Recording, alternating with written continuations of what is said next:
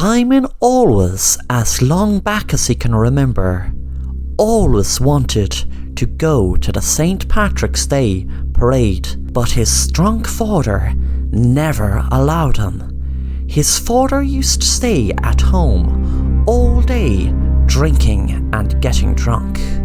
Years later, when Simon was 8 and had the independence to go himself, he made the most of it and wanted to really make an impact on St. Patrick's Day and enjoyed it to the full.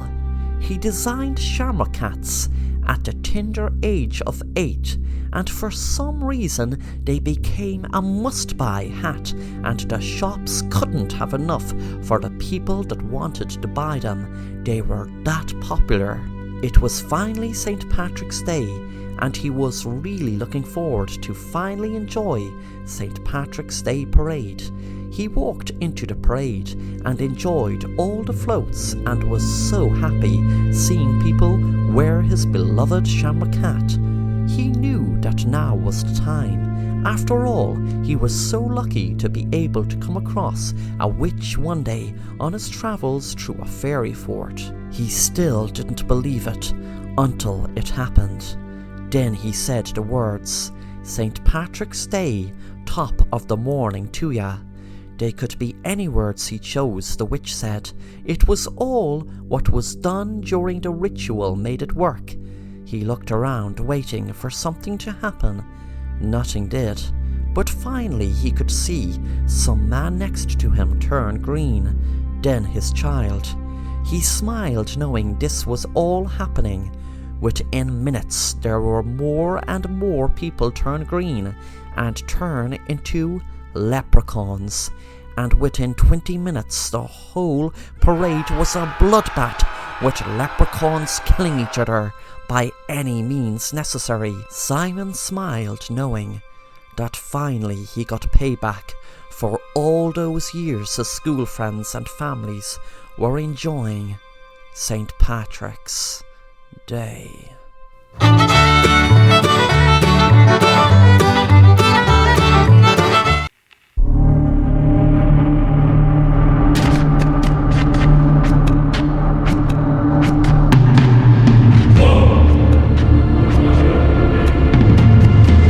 My name is Lisa, and I remember growing up, my grandmother used to always tell me stories about the Banshee, which was a well-known Irish legend. The Banshee is known to keen outside a window if there is going to be a death in the family, whether it's near or far. I was arguing one night with my mother as she wouldn't allow me out to a party. I was furious as my older sister was allowed to go to the party. My mom's reason for not allowing me was because I failed an exam. How lame! I ran to my room and slammed the door and started sulking. My room was ground level, as there was no stairs in our house. I was lying on my bed checking through social media on my phone, sure that I'd be driven mad with my friends' updates of how amazing the party is. Suddenly, I heard something strange coming from my window. I heard a tapping sound, and I got a start when I heard what seemed like a woman keening, which I remember my grandmother telling me that is exactly what banshees do. I walked up slowly and cautiously to my window and jumped with fright as an old withered-looking woman stared right at me, shouting, "Help me, sweet girl, I am very cold and I was in a car accident." I didn't believe the woman, but I did have a tiny doubt she might be telling the truth. Was I being paranoid over all my grandmother's stories? Then suddenly, I jumped back as the woman banged at the glass and shouted hysterically, "Let me in, you bitch! Let me in!" I couldn't bear looking at her eyes any longer as I ran into the kitchen and shouted to my mom, "Call the police!" I saw my mom on her phone crying. I asked, did she see the woman?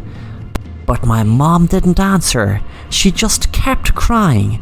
A few minutes later, my mom explained to me that it was the police were on the phone, breaking the news to her that my sister had been killed in a car crash on her way to the party.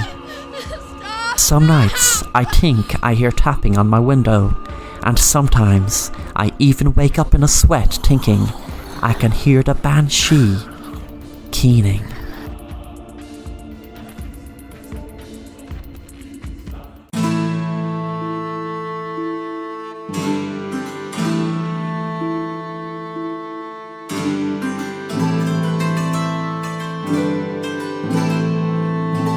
Joshua was an elderly farmer who was living in rural Ireland.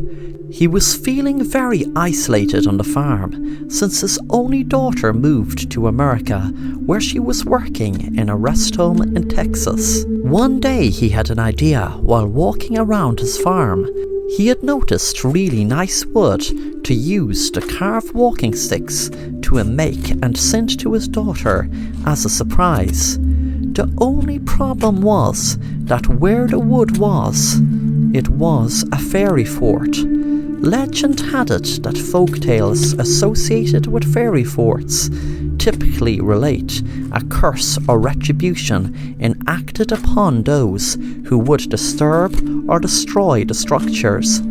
As he carved the wood into the sticks, he prayed that nothing would happen him doing so.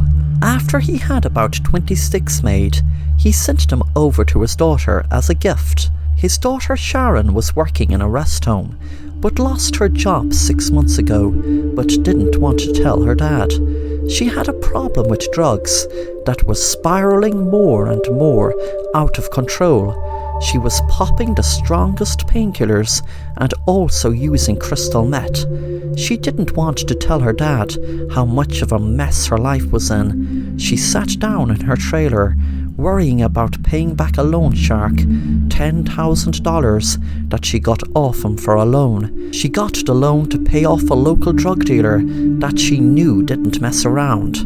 If she hadn't gotten the money, she would have been killed, and if she can't pay back the loan shark, she knew she would be killed also. But she thanked God she was able to get a loan of $10,000 to get the drug dealer off her back at least. One day her dad's walking sticks arrived, and she felt a pang of guilt and pain that he went through all that trouble of carving walking sticks for the residents of the rest home he thought she still was working in. She had put the $10,000 in the bank for safekeeping until the drug dealer called for it in a few days, as it was way too dangerous around her neck of the woods to keep that much cash in her trailer. She wrote out a check and sent it to her dad. Her dad was delighted to cash the check for $10,000. He rang her to thank her, and she froze and then said, "Dad, I am so sorry, that check was meant to have been for $10, not $10,000. Then the man that was looking at Joshua counting the money behind him ran up and hit him in the head and grabbed his wallet. He saw him put all the money in. That night the drug dealer arrived, and Susan told him the story. The drug dealer started laughing and said, "Do you think I'm stupid? You just ran out of chances, bitch." Then he shot Susan dead. Joshua found out about her death a few days later and regretted ever stepping foot inside the fairy fort, knowing it was the fairy fort that made everything go wrong.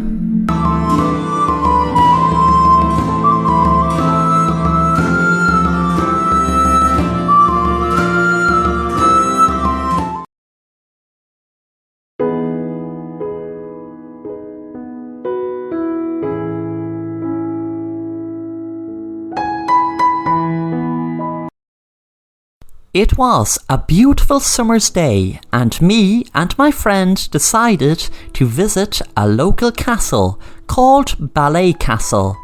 We walked for miles to see it, and it was all worth it when we saw what such a beautiful castle it was. Me and my friend were walking around the countryside when we discovered a beautiful white horse painted up on the side of a cliff. We didn't climb up to see it up close, as it was pretty steep and we didn't have the energy to go climbing up anyway.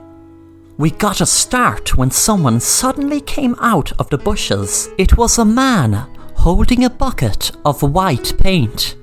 I told him it was a beautiful idea. Oh yes, it looks beautiful maybe, but there's a sad story behind it. I asked him, what was it? And he began to tell us the story about the white horse.